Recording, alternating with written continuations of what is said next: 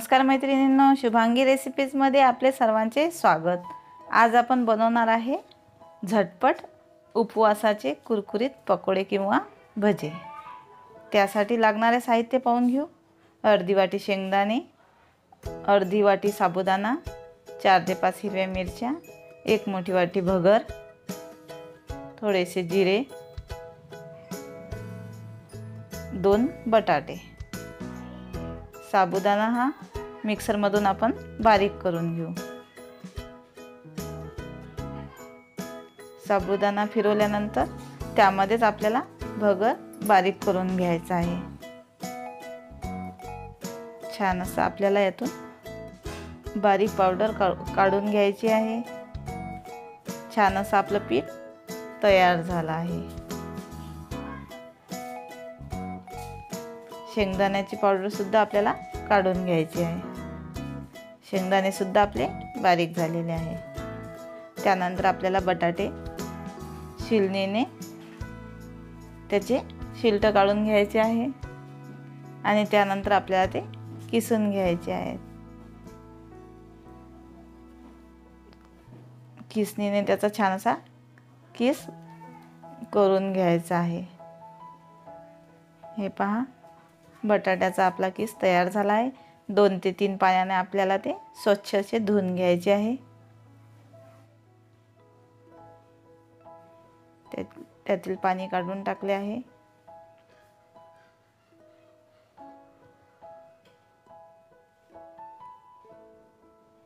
स्वच्छ धुवून त्याला चाळणीवर निथळत ठेवले आहे।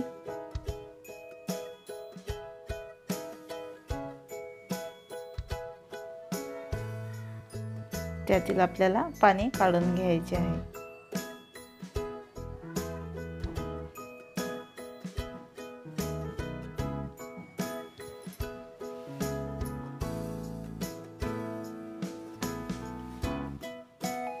बटाट्याचा किस मी काढून घेतला आहे। आता त्यामध्ये आपण साबुदाणा आणि भगरचे पीठ टाकून घेऊ। त्यामध्येच आपल्याला 4 चम्मच शेंगदाण्याचे जे बारीक केलेले पावडर आहे ते टाकायचे आहे। अर्धा चम्मच मी जिरं घातले आहे। 2 ते 3 हिरव्या मिरच्याचे तुकडे घातले आहे। तुम्ही तुमच्या चवीनुसार कमी जास्त घालू शकता। त्यानंतर चवीनुसार आपल्याला त्यामध्ये मीठ घालायचे आहे। आता सर्व आपण छान असं मिक्स करून घेऊ। हातानेच मी छान असं मिक्स करून घेत आहे।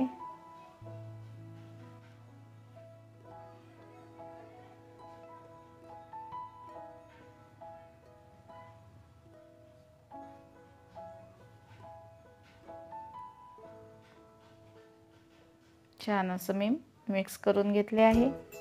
यामध्ये मी आता थोडंसं पाणी घालत आहे। जास्त पाणी आपल्याला यामध्ये घालायचे नाही। घट्टसरच आपल्याला हे भिजवून घ्यायचे आहे।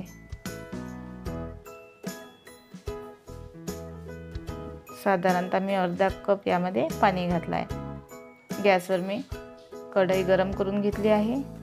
त्यामध्ये तेल टाकून आपल्याला ते गरम होऊ द्यायचे आहे।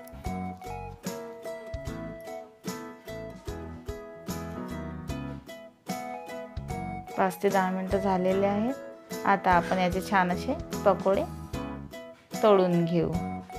तेल सुद्धा आपले गरम झाले आहे। यामध्ये आता आपण भज्यांप्रमाणे ते तळून घेऊ। मध्यम आचेवर आपल्याला हे तळायचे आहे। छान असे कुरकुरीत रंग येईपर्यंत आपल्याला ते तळून घ्यायचे आहे। एका बाजूने छान असे झाल्यानंतर दुसऱ्या बाजूने आपल्याला ते परतून घ्यायचे आहे आणि त्याला सोनेरी रंग येईपर्यंत छान कुरकुरीत असे आपल्याला ते सर्व बाजूने तळून घ्यायचे आहेत। हे पहा, आपल्या पकोड्यांना छान असा रंग आला आहे। कुरकुरीत असे ते तळले गेले आहे। अशाच प्रकारे आपल्याला सर्व पकोडे तळून घ्यायचे आहेत।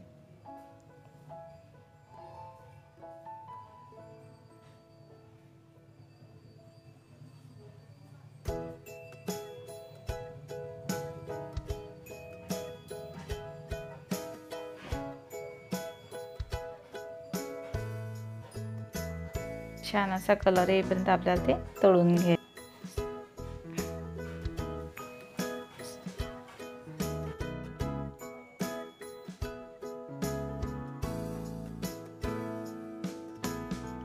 आपले पकोडे हे सोनेरी रंगावर तळून झाले आहे. छान असा याला कलर पण आला आहे.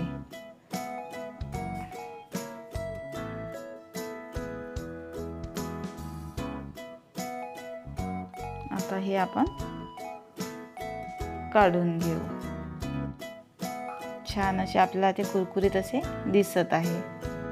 हे पहा आपले कुरकुरीत पकोडे तयार झाले आहे. हे पहा एक मी हाताने कुस्करून दाखवत आहे. छान असा कुरकुरीत त्याचा आवाज पण येत आहे. खायला सुद्धा हे टेस्टी लागतात. तुम्ही सुद्धा एकदा नक्कीच ट्राय करा. लहानांपासून तर मोठ्यांपर्यंत नक्कीच हे उपवासाचे पकोडे तुम्हाला आवडतील. अशा साध्या व सोप्या नवनवीन रेसिपी पाहण्याकरता शुभांगी रेसिपी या चॅनलला लाईक आणि सबस्क्राईब जरूर करा.